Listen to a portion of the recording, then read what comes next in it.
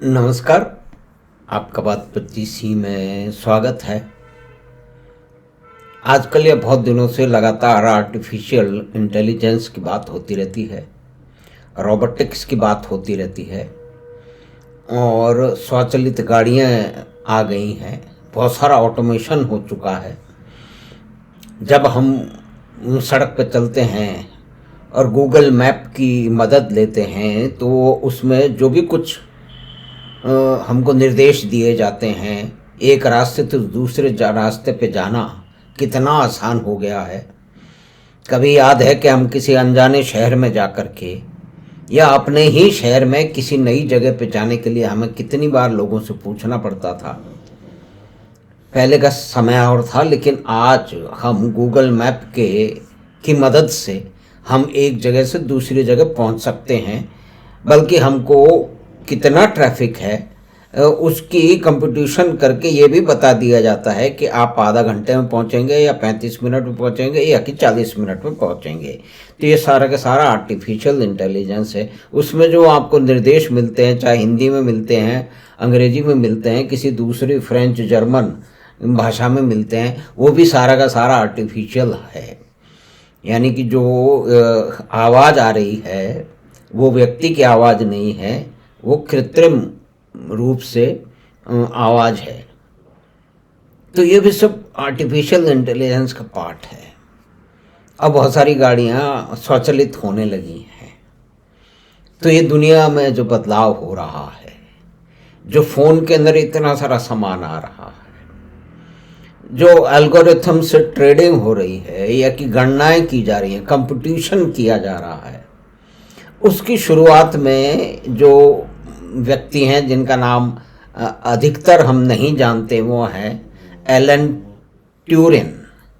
और Alan Turing का भारत से एक विशेष संबंध है, क्योंकि उनके माता और पिता ब्रिटिश राज में मद्रास रेजिडेंसी में नौकरी करते थे।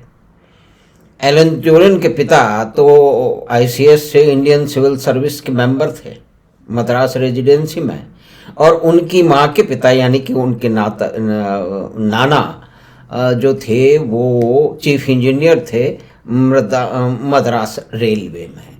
तो ये एक भारतीय कनेक्शन है। और उसके साथ ही जो एक राज रेड्डी, श्री राज रेड्डी का हमने नाम लिया है, उनको पहले एशिया में वो व्यक्ति हैं जो कि ग्विंडी कॉलेज ऑफ इंजीनियरिंग, यानी कि भारत का सबसे पुराना इंजीनियरिंग कॉलेज है, वहाँ से उन्होंने इंजीनियरिंग की, सिविल इंजीनियरिंग की डिग्री ली और उन्हें ट्यूरिंग अवार्ड दिया गया 1994 में। तो ये आर्टिफिशियल इंटेलिजेंस के क्षेत्र में जो मुख्य काम हुआ है वो एलन ट्यूरिंग ने किया। कंप्यूटिंग एंड आर्टिफिशियल इंटेलिजेंस, यानी कि मशीनें किस तरह से उनको एल्गोरिथम कैसे उसका डेवलप होगा और न्यूरल कंपटीशन जो है वो किस तरह से होगा, उसकी शुरुआत सेकेंड वर्ल्ड वॉर के दौरान हुई। एलन ट्यूरिंग मैथमेटिक्स की, गणित की शिक्षा ली थी और कोडिंग और साइफर इंस्टीट्यूट स्कूल था, यानी कि जर्मन्स ने एक कोड बनाया था एनिग्मा, और वो उस एनिग्मा कोड से डिप्लोमेटिक और मिलिट्री की जो भी कम्युनिकेशन थी वो एनिग्मा से करते थे।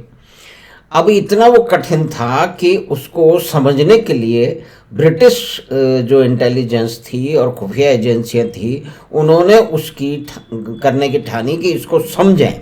तो उस समझ के अंदर मुख्य भूमिका निभाई एलन ट्यूरिंग ने, और वो उसको तोड़ निकालने में कामयाब हुए। उसके कारण बहुत सारे जितने भी वो समझ पाए, ब्रिटिश जो सरकार थी या कि सेना थी या इंटेलिजेंस के जर्मन लोग आपस में क्या बात कर रहे हैं, डिप्लोमेटिक कम्युनिकेशन क्या हो रहा है और मिलिट्री का कम्युनिकेशन क्या हो रहा है।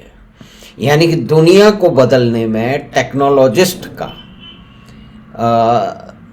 जो तकनीकी विशेषज्ञ हैं, जो इंजीनियर्स हैं, क्योंकि ये बात होती नहीं है, अक्सर हमको बड़े बड़े लफाज मिल जाते हैं जिनका साहित्य पे और लिखने पढ़ने पे उनका जो है वो अधिकार है एक तरह से, और वो कहते रहते हैं कि भाई कहानियाँ ही तो सुनाते हैं ना आप, लेकिन कहानियाँ बना कौन रहे हैं? आज से देखिए कि ये बात मैं इसलिए कह रहा हूँ कि ये एक बड़ी विचित्र बात है, इस तरह की बातें होती नहीं है। भाई सबका महत्व है, लेखकों का, कवियों का, चित्रकारों को, वो भी करते हैं, लेकिन वो दुनिया बदल नहीं रहे हैं। वो दुनिया को समझ के कहानी लिख रहे हैं, कविताएं लिख रहे हैं। तो दुनिया तो साइंस एंड टेक्नोलॉजी ने बदली है, मशीनों ने बदली है, आर्टिफिशियल इंटेलिजेंस ने बदली है, इंटरनेट ने बदली है। ये सब कुछ शुरू वहीं से तो हुआ है। और इसके बीच में एक RUR, रोजम्स यूनिवर्सल रोबोट, तो ये भी एक नाटक है। तो रोबोट की पहली बार परिकल्पना और शब्द सबसे पहले इस्तेमाल किया गया वो कैरल कैपक के नाटक रोजम्स यूनिवर्सल रोबोट में किया गया। उसके बारे में फिर अलग से कभी बात करेंगे।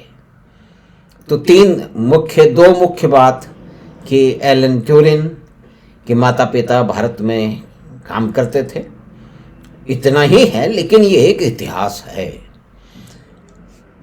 भाई, ऐसा कोई तथ्य सामने आना है कि भाई वो, क्योंकि उन्होंने तो गणितज्ञ थे और उसकी पढ़ाई उन्होंने कैम्ब्रिज में जाके की, और उसके बाद में जो कोडिंग और सिफर जो स्कूल था उसमें वो गए और एनिग्मा कोडिंग की डीकोडिंग करने की कोशिश की। उसके बाद में कंप्यूटिंग और आर्टिफिशियल इंटेलिजेंस यानी कि कृत्रिम बौद्धिकता, यानी कि कैसे सोचें मशीनें, क्षमा करें। तो ये एक महत्वपूर्ण बात है। तो हम बैक टू बेसिक्स जाएं, आर्टिफिशियल इंटेलिजेंस की बात कर लें, रोबोटिक्स की बात कर लें, ऑटोमेशन की बात कर लें, दुनिया की बदलने की बात कर लें। लेकिन जो शुरुआती महारथी थे, जिनके परिश्रम से या कि समझ से या कि उनके ज्ञान और स्किल सेट से इन चीज़ों को आगे बढ़ने में मदद मिली, और ये एक निरंतर प्रक्रिया है, ये कोई क्रांति नहीं है।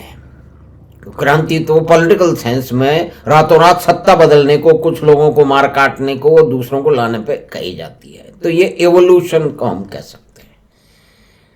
तो जो सतत परिवर्तन की एक श्रृंखला है। तो 1950 में उन्होंने ये किया था, कॉन्सेप्ट था ऑफ यूनिवर्सल मशीन,